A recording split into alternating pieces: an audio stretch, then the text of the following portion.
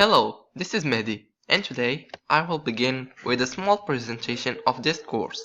First, I decided to start this course because I haven't found any courses that are quite useful to teach assembly, plus the database that are sold are very complicated for a beginner.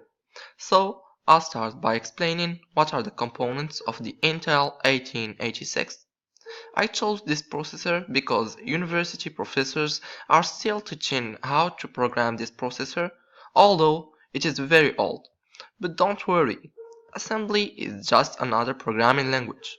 Maybe it is a bit complicated than the others, but still, if you understand the basics of programming the Intel 1886, you'll understand how to program processors of different architectures.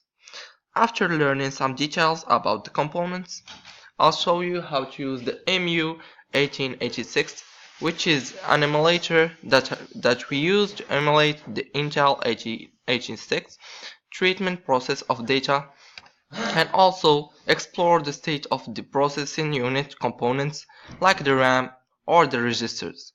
And finally, we'll start writing assembly programs. So thanks for watching this video, and I'll see you in the next one. Thank you.